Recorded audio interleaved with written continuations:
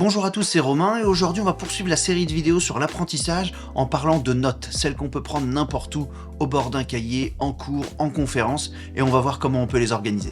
J'aimerais vous parler aujourd'hui d'une technique au doux nom de Zettelkasten, aussi appelée Sleepbox ou, par certaines personnes, Second Brain.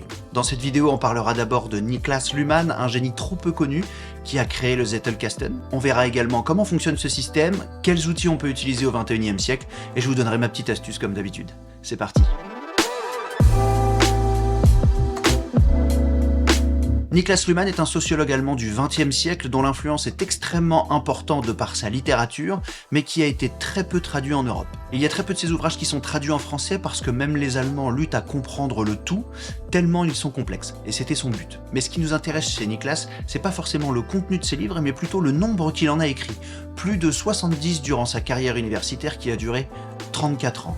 Et pas des petits livres. Dans le même temps, il a fourni plus de 400 articles de qualité à la littérature sociologique mondiale. Pour produire autant de contenu, il avait une technique de gestion de données très personnelle qui faisait que pour écrire un livre, il n'avait qu'à prendre des notes et les mettre les unes derrière les autres, et parfois ces notes, il les avait glanées pendant des années de par des observations qu'il avait fait tous les jours. Il notait ses observations sur des petites fiches qu'il rangeait dans des boîtes par thème, et en haut de ces petites fiches, il mettait un petit code pour conserver une organisation facile de toutes ces fiches. Une fois que la box était remplie et que le thème était suffisamment traité pour lui, il prenait ses fiches, il les rédigeait les unes derrière les autres, et il a fait ça 70 fois dans sa vie pour pondre des pavés qui font entre 400 et 800 pages. Sa méthode de prise de notes a été décrite par un de ses étudiants qui s'appelle Sonke Aaron dans un livre nommé How to Take Smart Notes, One Simple Technique to Boost Writing, Learning and Thinking for Students, Academic and Non-Fiction Book Writer.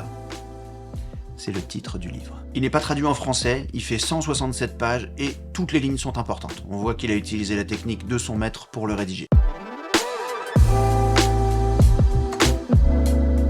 Pour comprendre le système, il faut faire la différence entre trois types de notes.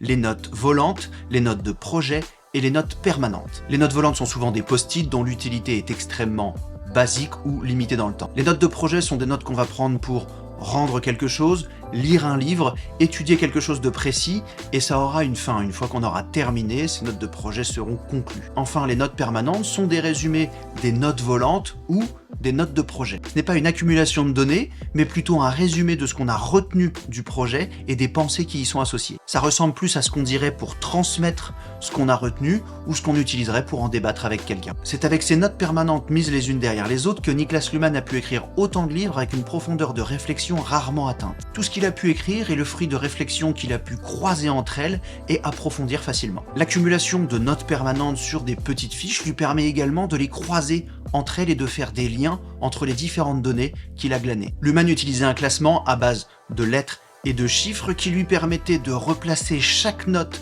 dans sa Sleepbox à l'endroit où elle aurait le plus d'impact sur la réflexion et la compréhension du sujet. Quand les liens étaient suffisamment nombreux et cohérents, il pouvait se permettre d'ouvrir sa Sleepbox, de prendre les notes les unes derrière les autres, quelques phrases de transition, et le livre était écrit. Même le plan était déjà fait puisque les notes étaient rangées par thème dans cette Sleepbox. Aujourd'hui, les fiches cartonnées sont un peu dépassées et on peut trouver des systèmes de rangement et de prise de notes extrêmement performants. Certains vont se contenter de l'application de prise de notes de leur téléphone, d'autres vont s'orienter plutôt vers GoodNote ou Evernote qui permettent des mises en page un peu plus complexes et qui ont des fonctions avancées pour s'y retrouver. Et puis, il y a des applications qui sont vraiment faites pour la gestion de ce genre de données. Moi, j'utilise Notion, qui est mon outil de tous les jours, qui me permet d'organiser l'intégralité des notes que je peux prendre. Mais je suis en train de prendre en main Obsidian, qui est un autre logiciel un peu plus compliqué, mais qui permet de créer visuellement une mind map qui évolue à mesure que je crée des liens entre les différentes notes. Vous trouverez des vidéos qui parlent de la gestion de la Sleepbox avec ce genre d'application sur YouTube. Faites attention à ce genre d'application, une fois qu'on a mis les mains dedans, on se rend compte que ça peut faire absolument tout et on commence à y passer réellement énormément de temps. Si Niklas Luhmann avait eu ce genre d'outils à l'époque, je ne sais pas combien de livres il aurait pu écrire.